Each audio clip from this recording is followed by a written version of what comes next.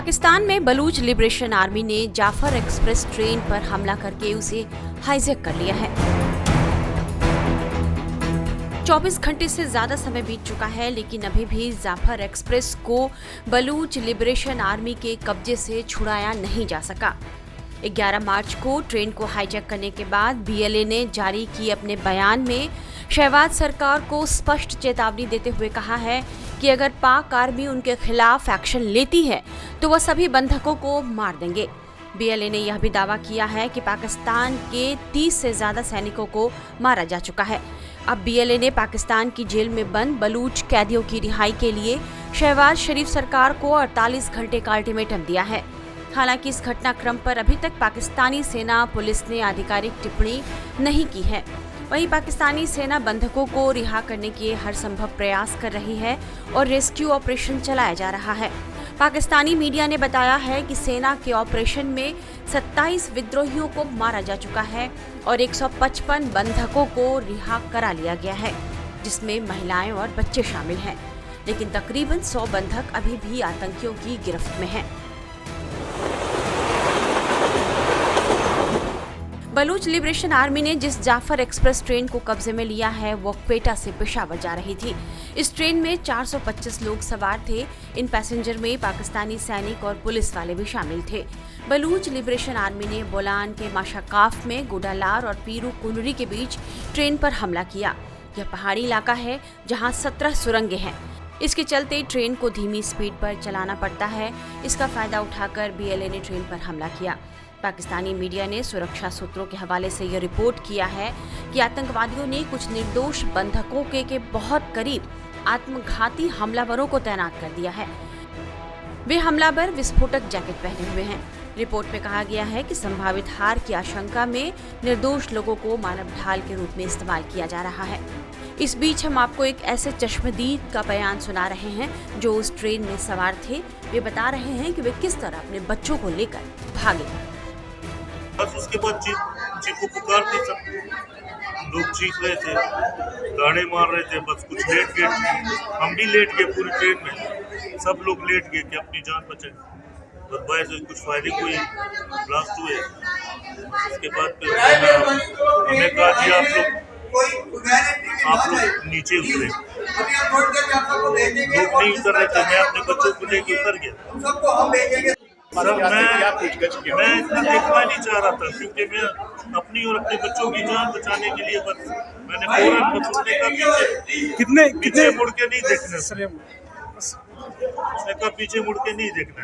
फिर हमारा काम था ना, हम पीछे मुड़ के ना देखें।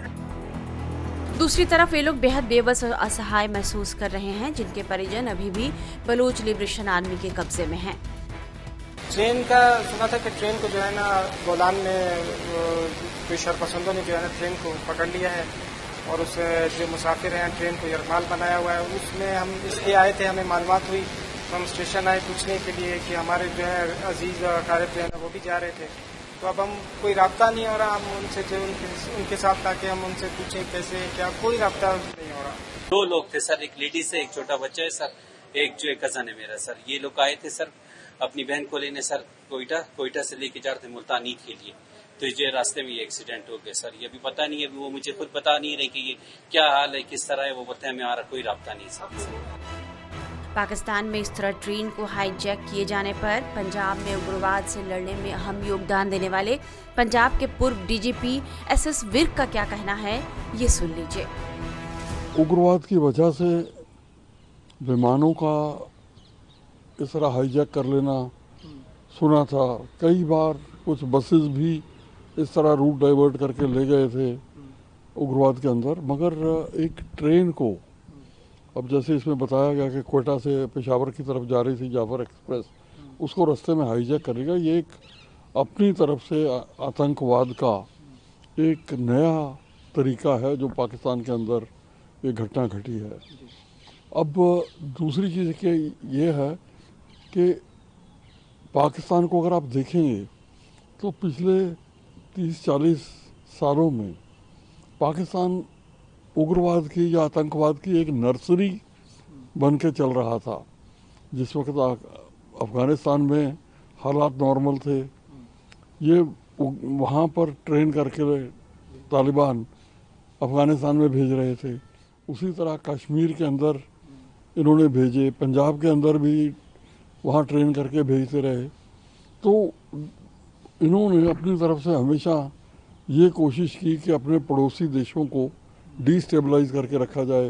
पहले अफ़गानिस्तान की बारी थी, बाद में कश्मीर आ गया, पंजाब आ गया। तो अब वो मेरे ख्याल में उसे कभी भी जब आप आँख से खेलते हैं ना, आपके हाथ जलते हैं कभी ना कभी। तो ये किस फॉर्म में जल गए, ये आज एक नई उग्रवाद की, देखिए वहाँ पर बहुत से ऐसे केस आए हैं पहले भी जहाँ लोग मस्जिदों में घुसे और उन्होंने अपने आप को ब्लो अप कर दिया, मिलिट्री एरिया में गए, खुद को ब्लो अप कर दिया। तो मैं एक बार कहीं एक उर्दू का कपलेट पढ़ा था कि दूसरों को जो जलाएगा वो खुद जल जाएगा, दूसरों को जो जलाएगा वो खुद जल जाएगा, शमा जलती रह गई परवाना जल जाने के बाद। तो इन्होंने दूसरों को जलाने के लिए जो आग तैयार की है, आज पाकिस्तान को उसी आग का सेक लग रहा है। मतलब अगर रेडिकलाइजेशन और दूसरों को, पड़ोसी देशों को डिस्टर्ब करने के लिए पाकिस्तान को उग्रवाद की नर्सरी न बनाया जाता तो शायद इस तरह की घटनाएं न होती। अब एक इनएक्सेसिबल एरिया में अब दूसरी ये मिलिट्री ऑपरेशन के बिना ये इसका हल नहीं निकलेगा। अब उसके अंदर अब जैसा खबर आ रही है कि 6 आर्मी के या वो पैरामिलिट्री के लोग पाकिस्तान के मारे जा चुके हैं। तो मेरा ख्याल में इसमें और भी ब्लडशेड होगा, इतने से शायद काम नहीं चल पाएगा। आर्मी को अगर ये सच्ची बात, क्योंकि अभी तक जो खबरें आ रही हैं वो वेग हैं, क्योंकि ऐसा लगता है कि जो उन्होंने ट्रेन को हाईजैक किया वो एक बड़े इनएक्सेसिबल एरिया में जहाँ जाना पहुँचना आसान नहीं है और वहाँ पर बंधक बना लिया है। तो देखिए ट्रेन के अंदर वो रखेंगे नहीं, ये अब ट्रेन के अंदर अगर वहाँ तक पहुँचना है तो आप ट्रेन से ही पहुँच सकते हैं। तो ये लोग उनको उतार के ट्रेन से, हो सकता है वो कह रहे हैं 100 आदमियों को, अब वो बच्चे छोड़ दिए होंगे, लेडीज़ छोड़ दी होंगी, जो एबल बॉडीड होंगे उनको ले जाएंगे, उनको होस्टेजेस बना के रखेंगे अपनी मांगे मनवाने के लिए, बंदे छुड़ाने के लिए, पैसे का अरेंजमेंट करने के लिए।